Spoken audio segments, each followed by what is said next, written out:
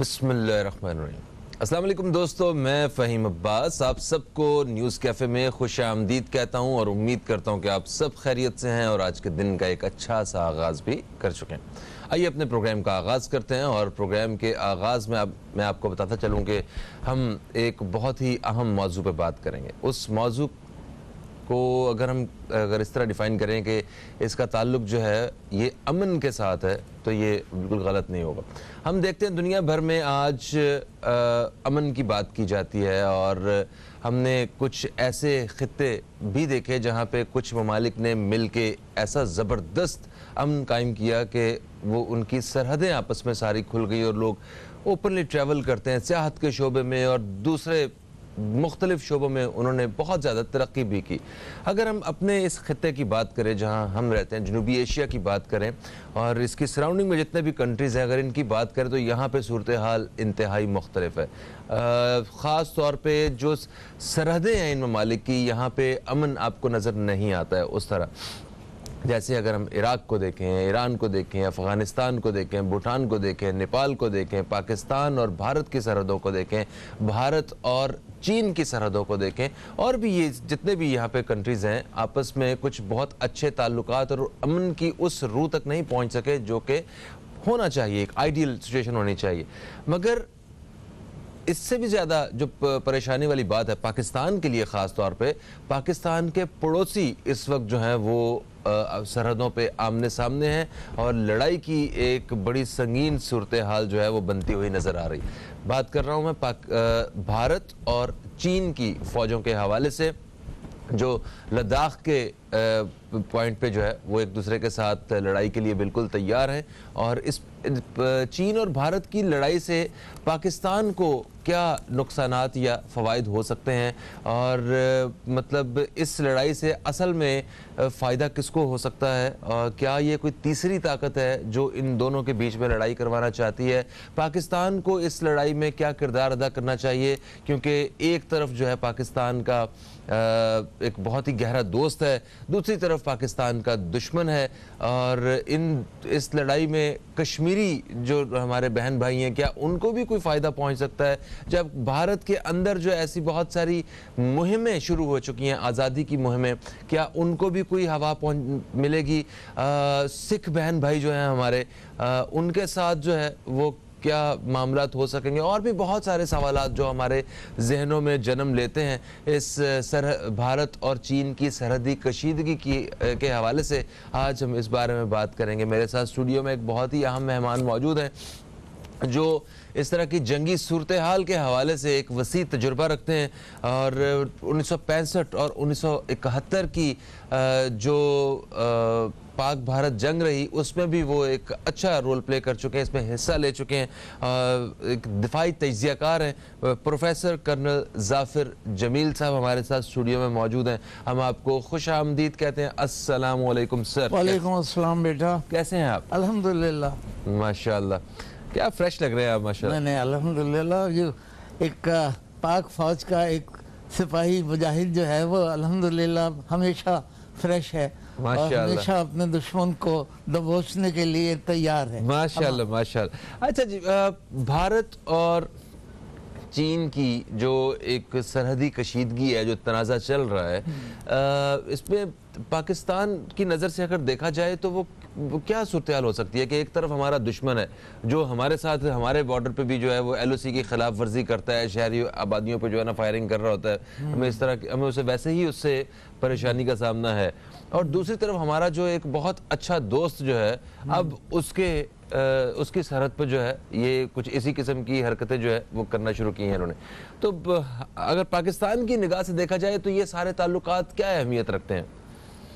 फ़हीम बेटा, बात यह है कि जनूबी एशिया में पिछले तकरीबन 70-80 साल से कोई हालत जंग में है।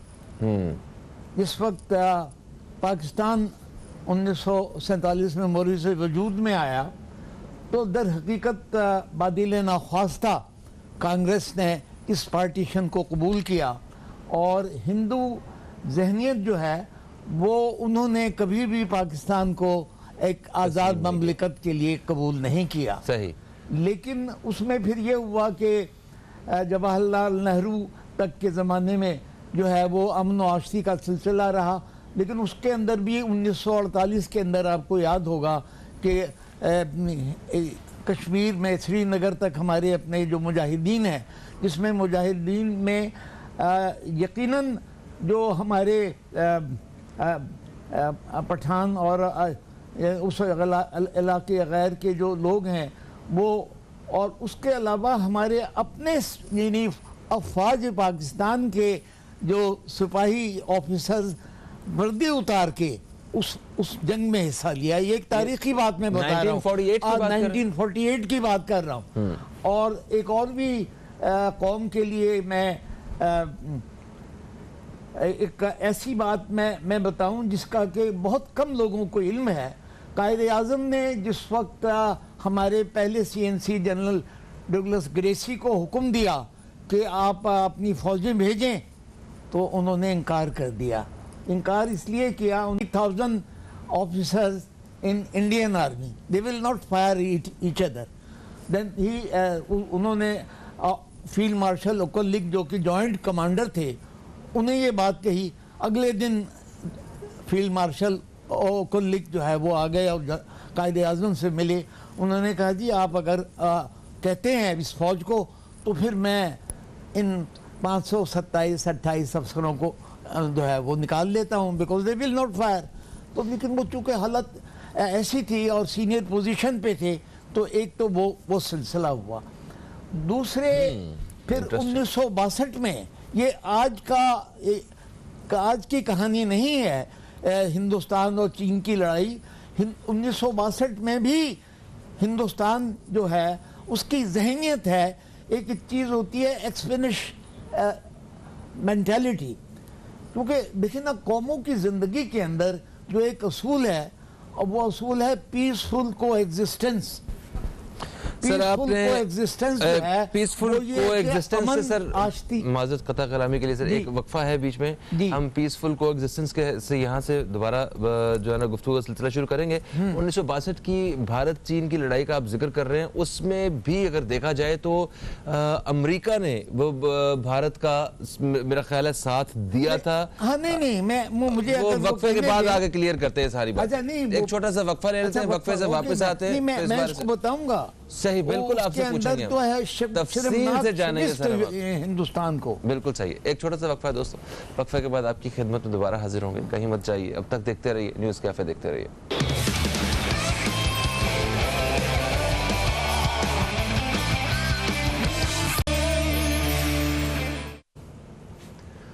वेलकम बैक, आप देख रहे हैं न्यूज़ कैफ़े, मैं हूं फ़हीम अब्बास और आज हम भारत और चीन के सरहदी तनाज़े के हवाले से अपने प्रोग्राम में बात कर रहे हैं, क्योंकि इन दोनों ममालिक में से एक मुल्क हमारा गहरा दोस्त है और दूसरा मुल्क हमारा दुश्मन है।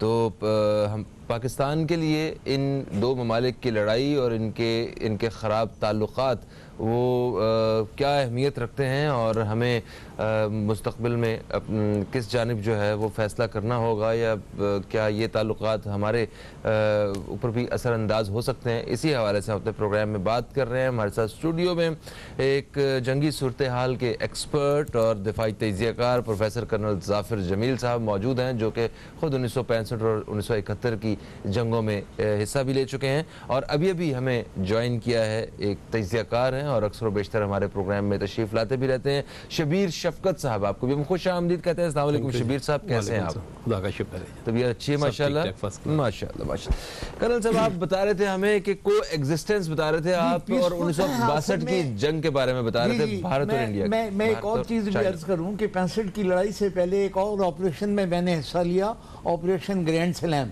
जहाँ पे अल्हम्दुलिल्लाह हमारी अफवाज ने मकबूजा कश्मीर के 2 शहर छम और जोड़ियाँ फतह किए, जो अभी भी आज़ाद कश्मीर के पास है माशाल्लाह। तो उसमें उस तमाम मतलब ये है कि जो शिकस्त हिंदुस्तान ने बार बार खाई, उससे 65 की जंग से पहले एक और ऑपरेशन हिंदुस्तान ने किया था, वो था रन ऑफ कच्छ में। हमारे एक ब्रिगेड ग्रुप पे एक डिवीज़न फौज जो कि तकरीबन 3 गुना ज़्यादा फौज थी, उन्होंने हमला किया। अल्हम्दुलिल्लाह हमारी उस ब्रिगेड ग्रुप की फौज के बहादुर सिपाहियों ने उनको हमले को पसवा कर दिया, उसका भी गम था। अच्छा, अब सिलसिला ये है कि आप सब अब ये पूछेंगे कि ये जो एक्चुअली जो जंग हो रही है भारत और चीन की, इसकी वजह तस्मिया क्या है, क्या असली वजह क्या है? जी, क्या है? और असली वजह जो है मेरे भाई, वो ये है कि ये सारा का सारा मुआशी जंग है, मफादात की। इस आजकल के ज़माने में, हाँ, जो जिस तरीके से अभी ट्रंप ने अपने पेंटागन को वो एक्यूज़ किया कि पेंटागन जो है वो हालांकि उसका अपना वो दफाई अदारा है, जो कर्नल उसने कहा है कि ये अदारा है जो हथियार बनाने वाली कंपनियों के एजेंट के तौर पे जो है लड़ाइयाँ करवाता है, जंगें करवाता है, ताकि ये सदर रियासत अमेरिका ने जो है अपने पेंटागन के ऊपर, और ये हकीकत कही है उसने, क्योंकि उसकी वजह ये है कि अमेरिका ने मुत्तहिदा अरब इमारात को, सऊदी अरब को ऐसे हथियार बेचे जो कि उनको काम के न उन्हें वो हथियार चलाने आते हैं, ना हवाई जहाज़ चलाने आते हैं, बस अपनी वो मतलब ये कारोबार को बढ़ाने के लिए। तो चूँकि Russia as a super power ख़त्म हो गया, चाइना जो है वो इस वक्त हकीकत में अगर आप देखें, उनके अगर आप मुआशी अहदाफ देखें अमेरिका के, तो अमेरिका तो बेइंतहा मकरूज मुल्क है।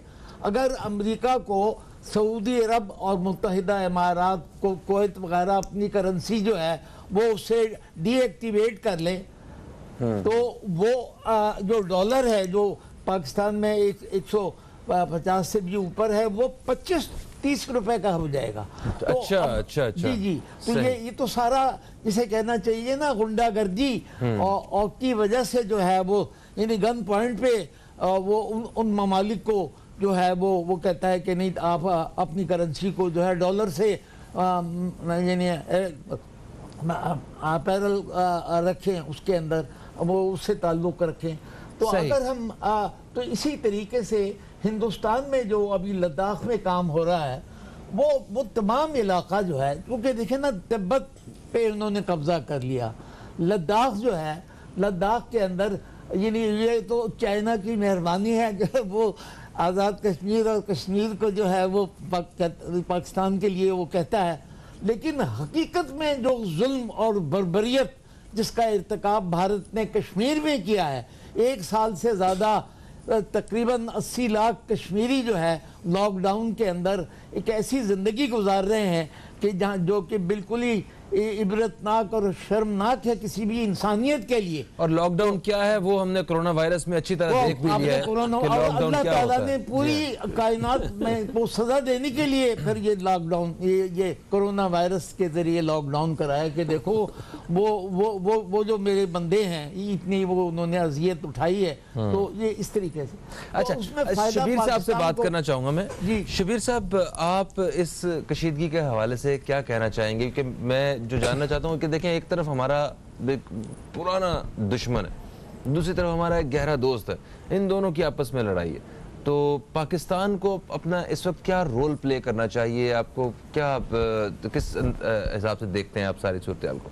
देखिए जी, इंडिया तो पाकिस्तान को अपना बड़ा ही खतरनाक दुश्मन मानता है, करीबी दुश्मन, लेकिन पाकिस्तान के दिल में कभी भी उनके लिए नफरत नहीं है। ऐसा ही है। किसी भी सतह पे पाकिस्तान ने हमेशा फराख दिली का मुजाहरा किया है, लेकिन क्योंकि हिंदू जहनीत है कि वो अपने जख्मों को भूलते नहीं हैं। पाकिस्तानी एक ऐसी कौम है, आप इनको कितना भी इन पे जुल्म कर दे, लेकिन आप मोहब्बत के बोल देने ये सब कुछ भूल जाती है। इतनी प्यार दुनिया में आपको इससे अच्छी कौम नहीं मिलेगी। पाकिस्तानी किसी भी ताल्लुक मजहब से हो, मसलक से हो, ये इतनी प्यारी कौम है कि आप देखिए ये बर्दाश्त कर जाती है, माफ़ कर देती है। आप कोरोना के हवाले से आपने बात की, कैसे लोगों ने एक दूसरे की मदद की।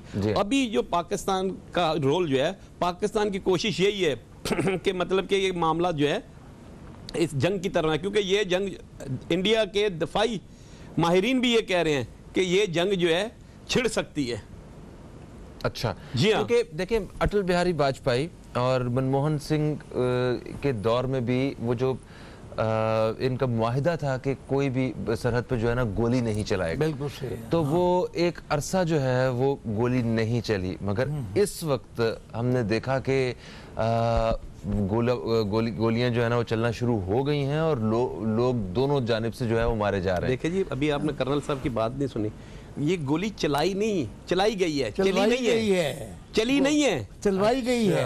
नहीं, उसके एक और चीज मैं आपको बता दूं कि अभी आपने खुद बात की है कि वाजपेयी और मनमोहन सिंह के जमाने में, वाजपेयी वो ठीक है बीजेपी का था, लेकिन वो इतना वक्फा आ गया फिर एक, क्या करें अब वक्फे पे चलते हैं। ये भी जरूरी है, ये भी जरूरी है ना जी। एक अच्छी बात कहते हैं ना वक्फा का। एक वक्फे के बाद आपकी खिदमत में दोबारा हाजिर होंगे, कहीं मत जाइए, अब तक देखते रहिए न्यूज़ कैफे, देखते रहिए।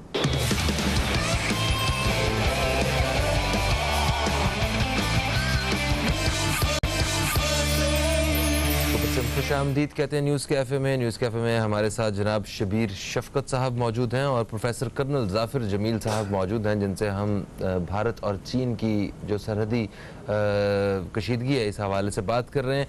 और वक्फे से पहले आप कुछ बताने लगे थे और वक्फा आ गया था, तो जल्दी से मैं वही अर्ज कर रहा था कि हिंदुस्तान की जो मौजूदा क़यादत है वो उनके जहन जो है वो तखरीबकारी पर हैं। वो यानी उनके मुकाबले में मनमोहन सिंह और वाजपेयी के मुकाबले में बेइंतहा मतलब मुसलमानों के भी और मुसलमानों के अलावा और भी जितनी भी अक़लियतें हैं उनको बर्दाश्त नहीं करते। उनका नज़रिया ये है कि हिंदुस्तान के अंदर मुसलमानों के आने से पहले सारे हिंदू थे, बेशक कम ज़ात के भी थे, शूदर भी थे, लेकिन ये है कि अभी वो तमाम, या तो वो ये कहते हैं कि ये जो मुसलमान है हिंदुस्तान में पाकिस्तान से ज़्यादा मुसलमान है, लेकिन हकीकत में यह है, मैं यानी विज़िट किया था मैंने, बेइंतहा कसमपुरसी की हालत के अंदर है। बहुत उनका मतलब ये है कि as a second rate citizen है।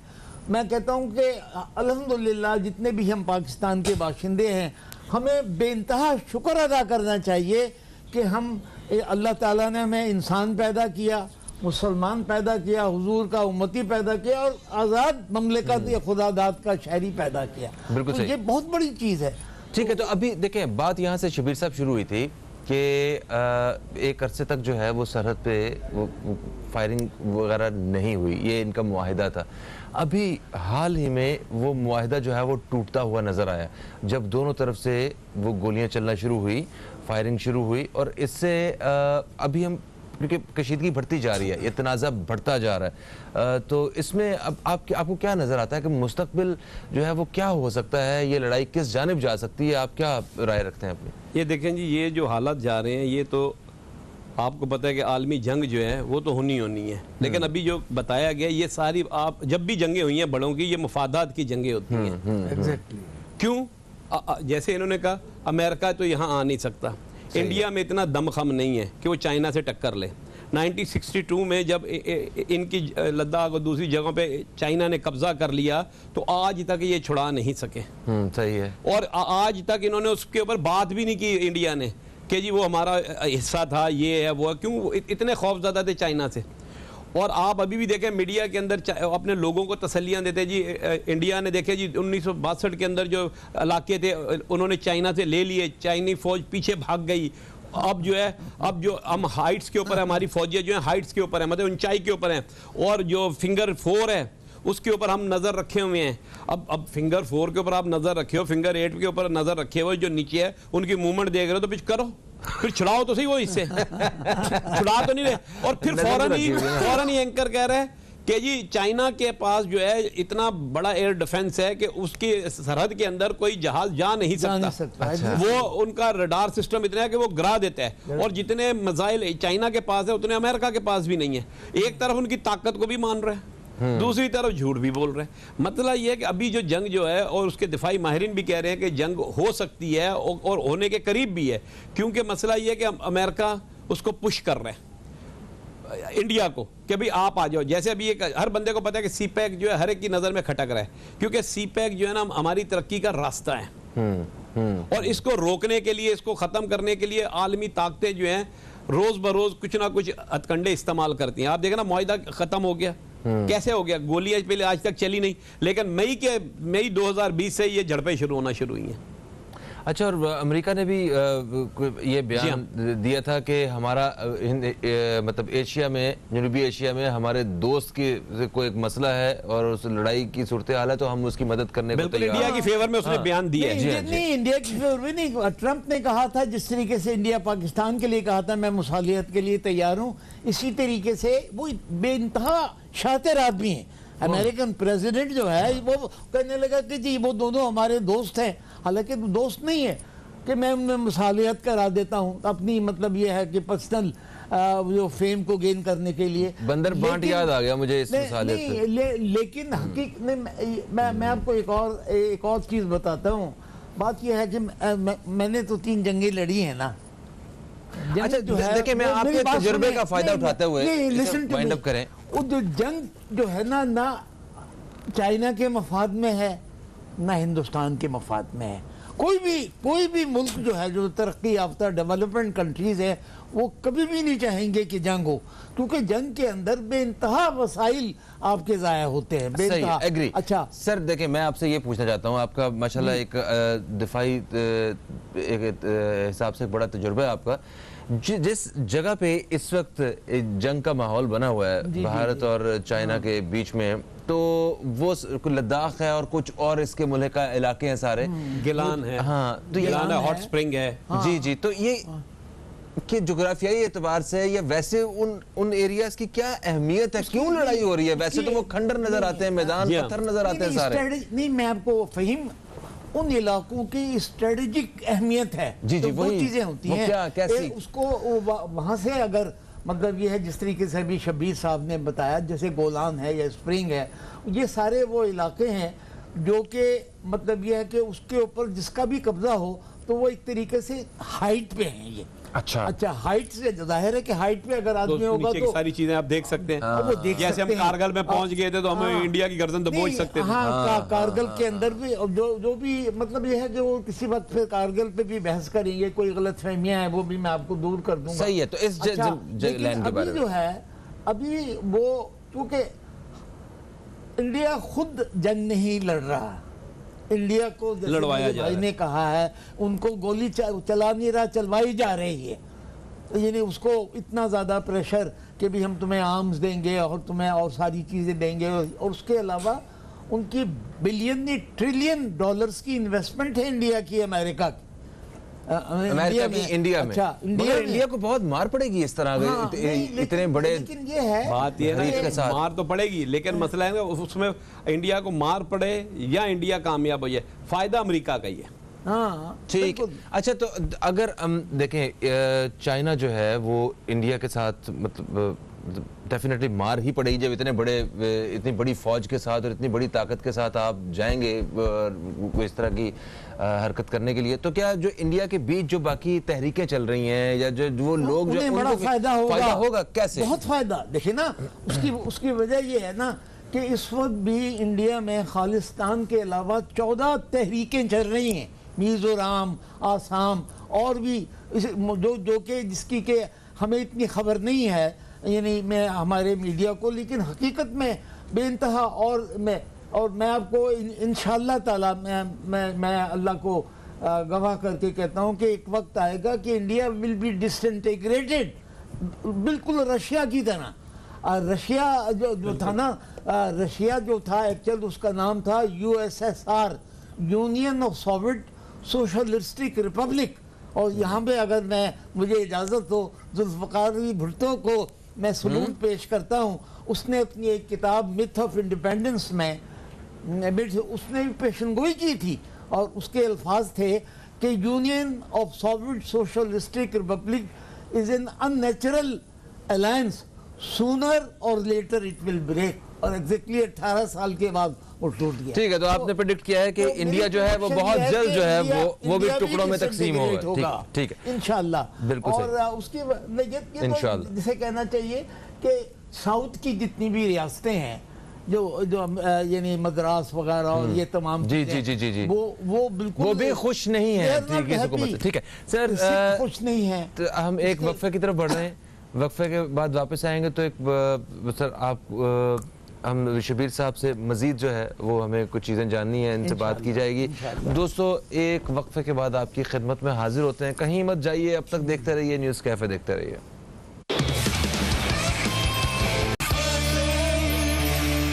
एक वक्फे के बाद आपको फिर से हम खुशामदीद कहते हैं न्यूज़ कैफ़े में। न्यूज़ कैफ़े में जनाब शबीर शफकत साहब और प्रोफेसर कर्नल जाफिर जमील साहब से एक खूबसूरत गुफ्तगू रही और इसी मौजू पे हम जो है वो मज़ीद भी बात करते रहेंगे। जाफिर साहब, आपका बेहद शुक्रिया अदा करते हैं, आप तशरीफ़ लाएँ। इंशाल्लाह आइंदा प्रोग्राम्स में आपसे मज़ीद जो है आपके इस इल्म का जो है फ़ायदा उठाएँगे हम और आपसे जो है ना मज़ीद मालूमात हासिल करेंगे मुख्तलिफ मौज़ूआत पे। शबीर शफकत आप हमारे साथ ही रहेंगे। हमें सिर्फ एक छोटी सी ब्रेक के लिए हमें आना था, एक ब्रेक की तरफ फिर से हम जा रहे हैं। हेडलाइंस के बाद जब आपकी खिदमत में हाजिर होंगे तो इसी मौजू पे हमारे साथ एक और मेहमान भी मौजूद होंगे, हम उनसे भी जो है इसी मौजू के हवाले से मज़ीद बातचीत करेंगे। कहीं मत जाइए, अब तक देखते रहिए न्यूज़ कैफ़े, देखते रहिए।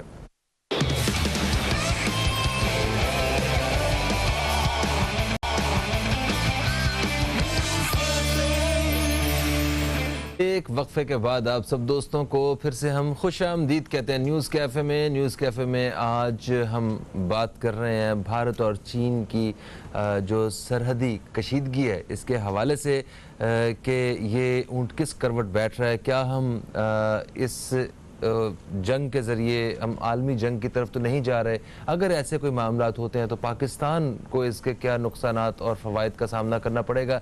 आज इन नुक्तों पे बात की जा रही है। मेरे साथ स्टूडियो में मौजूद हैं जनाब शबीर शफकत साहब, आप एक तजियाकार हैं, आपको हम एक दफ़ा फिर से खुशामदीद कहते हैं। और हमें अभी अभी ज्वाइन किया है जनाब मोहम्मद अकमल चौधरी साहब ने, आप भी एक तजियाकार हैं, आपको भी खुशामदीद कहते हैं। अस्सलाम वालेकुम अकमल साहब, कैसे हैं आप? आपकी दुआएं चल रही हैं? तबीयत ठीक है माशाल्लाह? माशाल्लाह माशाल्लाह। अच्छा शबीर साहब, वक्फे से पहले जब हमारी बात हो रही थी, कुछ ज़्यादा बात नहीं हुई थी हमारी वैसे, तो उस वक्त आपने जिक्र किया था सी पैक का। जी देखिए, भारत और चीन की लड़ाई हो रही है, वो कई सैकड़ों किलोमीटर दूर, ठीक है, वो पत्थरों में और उन इलाकों में, उसका सी पैक से क्या ताल्लुक बनता है? कोई है कोई गठजोड़? देखिए जी, सी पैक तो सबको खटक रहा है ना। मसला तो यह है कि सी पैक से पाकिस्तान तरक्की की तरफ गामजन हो जाएगा। चाइना को जो है नज़दीक बंदरगाह मिल जाएगी।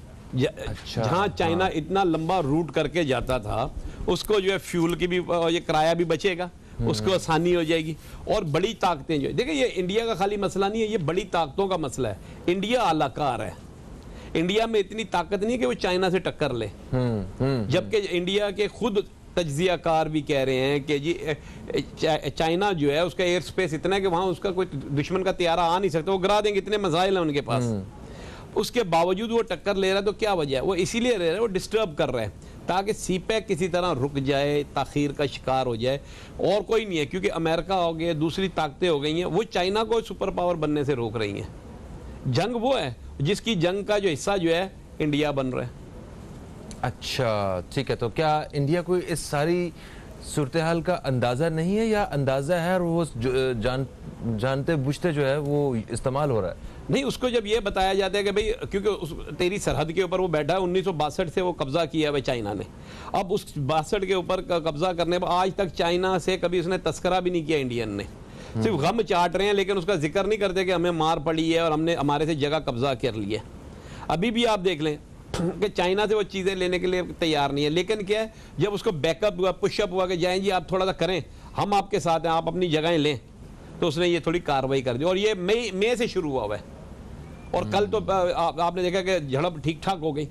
अब वो चाह रहे हैं कि हम चाइना के साथ जो है इसी तरह मिडबेर होती रहे, चाइना इधर डिस्टर्ब हो, सी पैक जो है उधर काम रुक जाएगा, और बड़ी ताकतें भी किसी तरह इन्वॉल्व है। जैसे अमेरिका ने उसको थप्पी दे दी, अभी हम आपके साथ हैं इंडिया को, तो इंडिया और शेयर हो गया।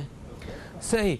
अच्छा अकमल साहब, जिस तरह देखें ना, इंडिया की जो फ़ौजें हैं वो एक महाज पे अभी मसरूफ़ है, और मगर वो LOC पे बाकी जो पाकिस्तान के साथ जो उसकी सरहद लगती है वहाँ भी कई आए दिन खिलाफ वर्जी हो रही होती है, शहरी आबादियों पे फायरिंग करके फिर वो खामोश होकर साइड पे हो जाते हैं।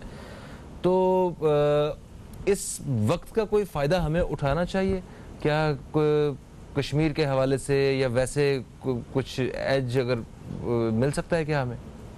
अच्छा, सबसे पहले मैं आपसे ये बताना चाहूँगा कि ये जो लद्दाख वाला जो इशू है ना, इसका सीपैक से डायरेक्टली जो है ना बिल्कुल कोई ताल्लुक नहीं है। अगर अच्छा, इसको directly कोई ताल्लुक directly नहीं। कोई रिलेट करें तो वो नहीं है। अच्छा, जब भी कोई तनाज़ा ममालिक के दरमियान या अशख़ास के दरमियान होता है ना, तो उसकी कोई एक ज़रूरी नहीं है कि रीज़न हो कि कोई एक वजह हुई और वो फटा शुरू हो गया। There are number of reasons होती हैं, वो पाइल अप होती हैं, फिर एक बंदे का एक वो लेवल आता है कि बस अब डू और डाई की सिचुएशन हो, तब जाके जंगी माहौल पैदा होता है। ठीक है ना। तो ये जो इंडिया का और चाइना का जो तनाज़ा है, इसको अगर आप लद्दाख के पर्सपेक्टिव में देखें या अदर देन लद्दाख भी देखें ना, तो इसके there are multiple reasons. Number one reason is CPEC, लेकिन सीपैक का डायरेक्टली उससे ताल्लुक नहीं है, लेकिन अल्टीमेटली इंडिया को सीपैक से तकलीफ तो है ना। तकलीफ है उसे। ठीक है ना। और सीपैक से तकलीफ इसलिए है कि पाकिस्तान ग्रो हो रहा है, मतलब इंडिया का भी नुकसान कोई नहीं है सीपैक से, सिर्फ उसकी वजह से चूंकि पाकिस्तान उसको नजर आ रहा है कि स्ट्रांग हो रहा है, तो इस वजह से उसको सीपैक से तकलीफ है। क्योंकि वो नंबर माशी एक, तौर पे भी पाकिस्तान को कमजोर करना चाहता है। जंग सिर्फ सरहद की हद तक थोड़ी है। जो आजकल जो जंग होती है ना, वो जंग ही इकोनॉमिकली कमज़ोर करने की है, और लोगों मुल्कों की जो कंट्रीज है ना, उनको कंट्रोल ही इकोनॉमिकली किया जाता है। अब मैं और सीपैक मिसाल से दूं, पाकिस्तान के मसाइल हल हो सकते हैं मुस्तकबिल में। सीपैक से बिल्कुल मसाइल तो हल हो सकते हैं, इसमें तो कोई शक नहीं है। ग्रोथ के भी बहुत ज़्यादा चांसेस हैं। और अब अगर हम इस तरफ जाएंगे तो हमारी डिस्कशन थोड़ी सी डिफरेंट सीपैक के ऊपर आ जाएगी। मैं सीपैक के ऊपर इस वक्त अपनी है। पूरी सही, डिस्कशन को फोकस नहीं करना चाह रहा। मैं इंडिया और चाइना का जो वो है ना तनाज़ा, उसके हवाले से carry on, थोड़ा सा carry on। आपको बताऊं अगर, कि उसकी एक रीज़न इनडायरेक्टली सीपैक इस वजह से है कि चूंकि ये पाकिस्तान को इकोनॉमिकली स्ट्रॉन्ग कर सकती है, तो इसलिए इसमें इंडिया की दिलचस्पी है। अब coming back to Ladakh, Ladakh की अगर आप हिस्ट्री की मैं थोड़ी सी अगर बहुत ही ब्रीफली बताऊं ना, तो वो ये है कि ये पहले किंगडम ऑफ तिब्बत था, फिर उसके 3 हिस्से हो गए, एक लद्दाख बन गया, एक इंडिपेंडेंट तिब्बत बन गया। अच्छा, तिब्बत के फिर लद्दाख के फर्दल 2 एरियाज हैं, कारगिल और ली सेक्टर्स हैं। तो उसके ऊपर जो है ना मल्टीपल वॉर्स हुई हैं। 1962 में भी इन्होंने चाइना की और इंडिया की थी, और उसमें भी काफ़ी हद तक जो है वो इंडिया को मुंह की खानी पड़ी थी, और वो मसला जूं का तूं बरकरार था, और उसके ऊपर सरहदी झड़पें होती रहती थी। ये दूसरा मतलब उसका इलाकाई और जोग्राफियाई जो पस मंज़र है वो मैंने आपको बता रहा हूँ। अब अगला जो सबसे जो मेन रीज़न है, देखें सर, इस वक्त हो रहा है बैलेंस ऑफ पावर जो है वो शिफ्ट हो रहा है। इफ़ यू रिकॉल, एक वक्त था कि जब चाइना और यूएसए एंड रशिया जो है ना, ये सुपर पावर्स होती थी। फिर सोवियत यूनियन जो रशिया था, फिर ये मुख्तलिफ उसमें तकसीम हो गया, तो अल्टीमेटली जो है वो यूएसए एक वाहिद जो है सुपर पावर रह गया। अब इस वक्त पोजीशन ये आ चुकी है कि अगेन जो है ना ये बैलेंस ऑफ पावर जो है ना वो शिफ्ट होने की तरफ जा रहे हैं। ठीक है। अब ये बैलेंस ऑफ पावर चाइना की तरफ आहिस्ता आहिस्ता आहिस्ता आहिस्ता चल रहा है। ठीक है। और चाइना की तरफ मूव होता जा रहा है, जिसमें रशिया भी है, जिसमें पाकिस्तान भी है, इसमें मलेशिया भी है, इसमें टर्की भी है। तो ये एक बड़ा जो ब्लॉक है, ईरान भी, वो भी ब्लॉक एक बनता जा रहा है। ऑन दी अदर हैंड अगर आप देखें, जो कल के दोस्त थे वो आज के दुश्मन है, जो कल के दुश्मन थे वो आज के दोस्त हैं। अमेरिकन ब्लॉक में अगर आप देखें तो उसमें इंडिया शामिल हो रहा है, उसमें यूएई शामिल हो रहा है, इसराइल है, उसमें सऊदीया और अरब ममालिक का ज़्यादा झुकाव जो है वो अब उस ब्लॉक की तरफ है। इनके इकोनॉमिक मफादात है ना, तो मुसलमान ममालिक भी देखे ना जो है वो बटे हुए नजर आते हैं आपको, कुछ इस ब्लॉक में कुछ उस ब्लॉक में। देखिए, जंगे दो मफादात हैं, एक इकोनॉमिकल मफादात होते हैं या मजहबी। ठीक है ना। अच्छा, हमारे जो है ना वो अरब रियासतों से मजहबी है, लेकिन अब उनको भी शायद जो है ना पता नहीं क्या पट्टी पढ़ा दी गई है, वो भी जो है ना वो इस रिलीजियस चीज़ को नीचे रखते हुए या रिलीजियस सिम्टम्स को नीचे रखते हुए वो अपनी इकोनॉमी को ज़्यादा प्रायोरिटी दे रहे हैं, फोकस कर रहे हैं। तो इकोनॉमी के हवाले से अगर आप देखें तो सऊदीया हो या यूएई हो, तो उनका ज़्यादा तेल जो बिकना है वो इंडिया में बिकना है। इसी तरीके से अमेरिका जो है वो उनका एक अच्छा बायर है। ठीक है ना। तो अब उनको अपने मफादात फ्यूचर में अमेरिका से नज़र आ रहे हैं, तो ये एक डिफरेंट ब्लॉक बनता जा रहा है। लेकिन मैं आपको बता रहा हूँ, देखें, गोल्ड की प्राइसेस जिस तरीके से ऊपर जा रही हैं, इससे पहले होता ये था कि गोल्ड का और डॉलर का लिंक कुछ इस तरह से है कि गोल्ड की प्राइसेस अगर ऊपर जाती है तो डॉलर नीचे आता है, डॉलर की ऊपर जाती हैं तो गोल्ड नीचे आता है। गोल्ड की प्राइसेस ऊपर जाने का मतलब ये कि अनसर्टेनिटी बढ़ रही है। ठीक है ना। और इस वक्त जो वाहिद प्रॉब्लम रह गया वो करेंसी का रह गया है। बाज़ औक़ात ऐसा होता है कि इमारत की बुनियादें अगर आप हिल चुकी हो ना, तो चाहे जितनी भी शान और शौकत हो उस इमारत की, तो वो गिरने में सेकंड भी नहीं लगाती है। तो इस वक्त अमेरिका की पोजीशन तकरीबन यही हो चुकी है कि ज़ाहरी तौर पे तो नासा में वो भेज रहे हैं, असले के बड़े बड़े जहाज़ बना रहे हैं, अपेरेंटली जो है ना वो बहुत ज़्यादा है, लेकिन इस वक्त अमेरिका जो है ना फाइनेंशियली बहुत ही ज़्यादा धचके में है, बहुत ही ज़्यादा प्रॉब्लम में है, और ये जो बिल्डिंग है ये किसी भी वक्त गिरने की पोजीशन में। That's why I told you कि बैलेंस ऑफ पावर चेंज हो रहा है। तो उसे इसको insecurities हो सपोर्ट रही हैं करने के चाइना लिए, से। उसे सपोर्ट करने के लिए इंडिया जो है वो अमेरिका के साथ मिलकर ये चाइना को एक गैर मुस्तहकम करने की नाकाम कोशिश की जा रही है। ठीक है, और पाकिस्तान, भारत और ये बहुत जोग्राफियाई एतबार से बहुत ज्यादा अहमियत है, बहुत इन ज्यादा इलाकों की, अहमियत है इनकी। जिसकी वजह से हमें भी जी हाँ, जी हाँ। इनकी आपसी लड़ाई के बीच में कहीं ना कहीं जो है वो फायदे और नुकसान से गुजरना पड़ेगा। बिल्कुल, ठीक है, एक वक्फे का वक्त आ गया जी, वक्फे के बाद वापस आते हैं तो मजीद बात करेंगे इसी हवाले से। कहीं मत जाइए, अब तक देखते रहिए न्यूज़ कैफे, देखते रहिए।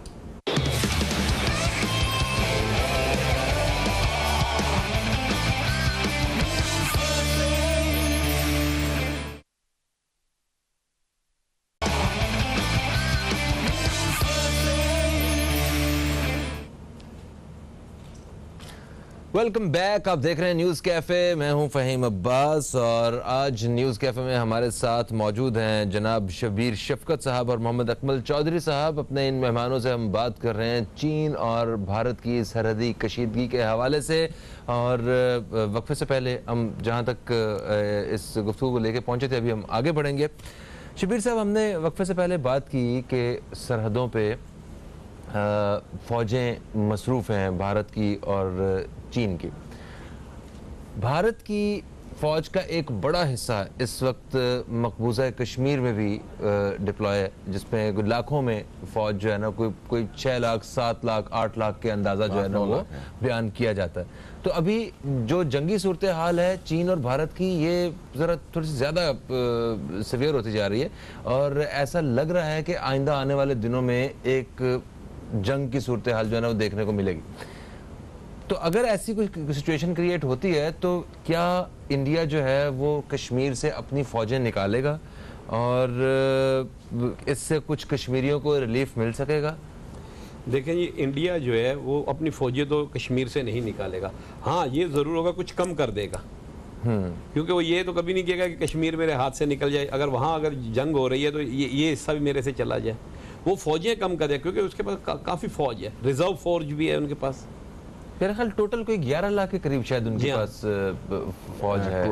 इंडिया के पास नहीं, 11 से ज़्यादा है, 18-19 लाख है। अच्छा, वैसे मैंने पढ़ा था तकरीबन 20 के करीब उनकी फौज है, रिजर्व भी है। और अब आप देखें ना कि अगर यहाँ से वो लेके जाता है, ऐसे कैसे होगा कोई इस महाज को खाली छोड़ दे। हाँ। वो लाजमी तौर पे इधर भी फौज रखेगा और वहाँ भी लड़ाई लड़ेगा, ऐसा, क्योंकि ये जंगी स्ट्रेटेजी होती है। आप कोई भी है, अगर हमारी पाकिस्तानी फौज है तो अगर वो बॉर्डर के ऊपर है, LOC के ऊपर है या दूसरी जगह पे है, तो ये थोड़ी है कि वो उन जगहों को छोड़ देगी। वो उधर भी कुछ तो रखेंगे, डिप्लॉय करेंगे। ये ऐसा नहीं होगा वो छोड़ दिया जाए, वो महाज खाली कर दिया जाए ताकि जो है उनको रिलीफ मिल जाए। अच्छा, चीन के बारे में देखें, जो हम जानते हैं कि वो उसका सिर्फ मुआशी तौर पे अपने मफाद को देखता है चीन।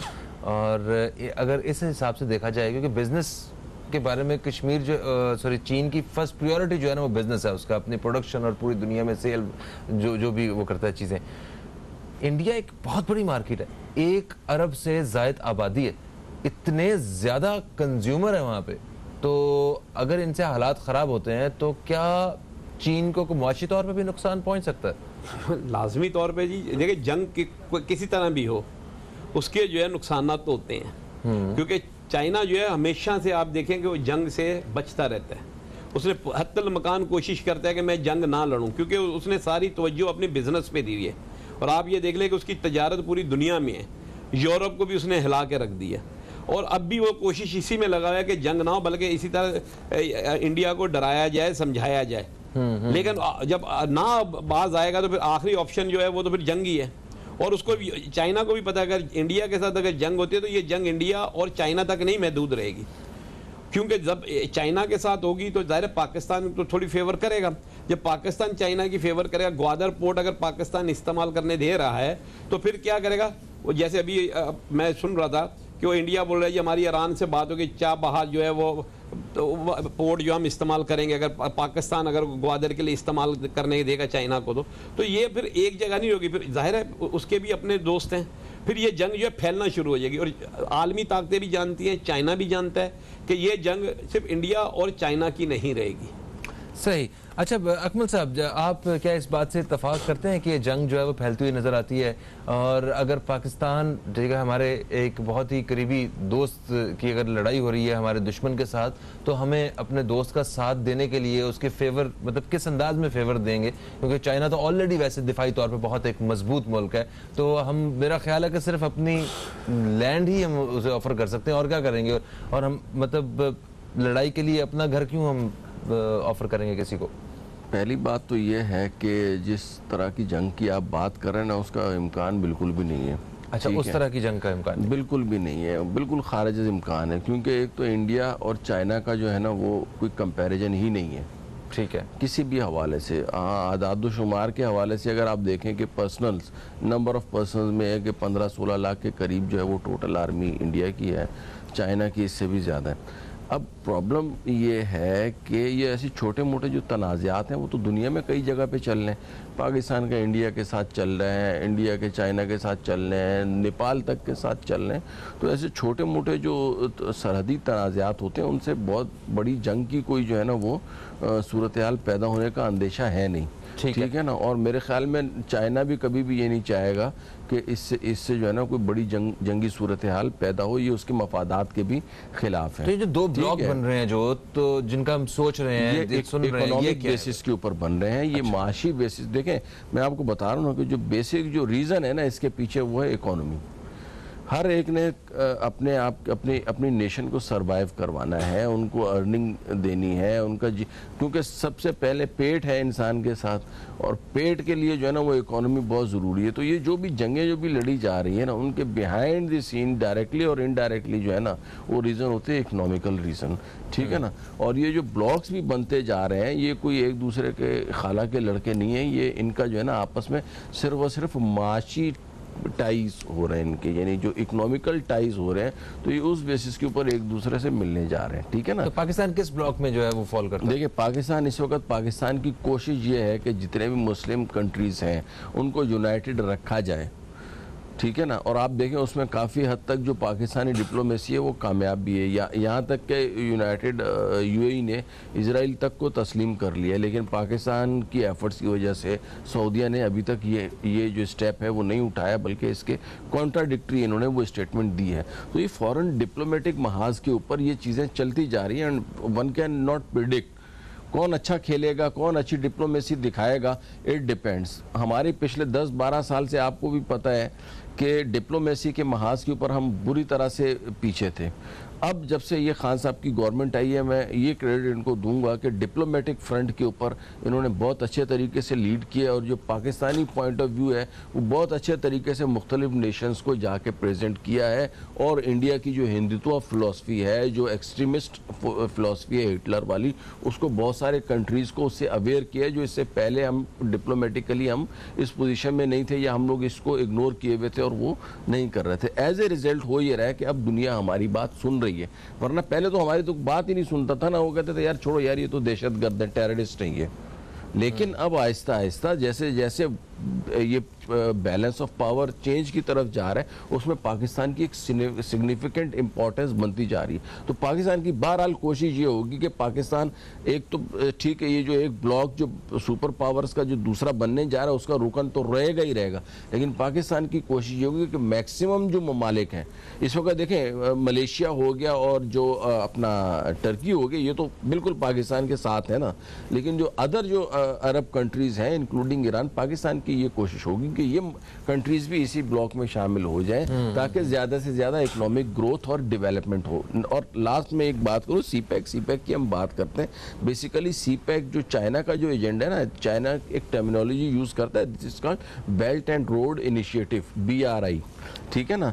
तो ये BRI का पार्ट है, सीपैक सिर्फ उसका एक छोटा सा हिस्सा है, वरना चाइना की जो BRI का जो प्रोग्राम है ना चाइना का, वो इससे कोई 10-15 गुना ज़्यादा बड़ा है, और उसमें उसका सिर्फ और सिर्फ ताल्लुक ये है कि रोड और रेल यानी लैंड के जितने भी रूट्स हैं उसके जरिए अपने रास्ते बनाए जाएं और दुनिया के आखिरी कोने तक पहुंचा जाए। हम रफ्त के जो है ना वो अपने जी हाँ, तो ये बेल्ट एंड हाँ ये सीपैक इज वन कितने दर्जनों ममालिक में चीन इस वक्त जो है वो तरक्याती मंसूबों के साथ काम कर रहा है। जी हाँ जी हाँ, और वो ये उसका ये बेल्ट एंड रोड इनिशिएटिव इसको बोलते हैं। मगर पाकिस्तान उसका जरा पड़ोसी भी है, जरा और भी तो हमारे ताल्लुकात पाकिस्तान में BRI को सीपैक मलेशिया में सीपैक का नाम दिया है। स्टैंड चाइना ने किया ना। सही सही। सर एक वक्फा आ गया, वक्फे के बाद वापस आएंगे तो अमेरिका और चीन के हवाले से बात करेंगे, क्योंकि हमारे ताल्लुकात अमेरिका के साथ भी मुनासिब हैं, अच्छे ताल्लुकात हैं। बहुत बड़ी बहस है। चीन के साथ भी जो है वो हम ताल्लुकात ख़राब नहीं करना चाहते किसी सूरत, क्योंकि वो हर मुश्किल वक्त में हमारे काम आया है। इस हवाले से बात करेंगे, कहीं मत जाइए जी, अब तक देखते रहिए न्यूज़ कैफे, देखते रहिए। एक वक्फे के बाद आपको फिर से हम खुशामदीद कहते हैं। चीन और भारत की जो जंगी सूरत हाल के हवाले से और जो सरहदी तनाज़े के हवाले से आज हम अपने प्रोग्राम में बात कर रहे हैं। जनाब शबीर शफकत साहब और मोहम्मद अकमल चौधरी साहब हमारे साथ मौजूद हैं। वक्फे से पहले मोहम्मद अकमल चौधरी साहब से बात कर रहे थे।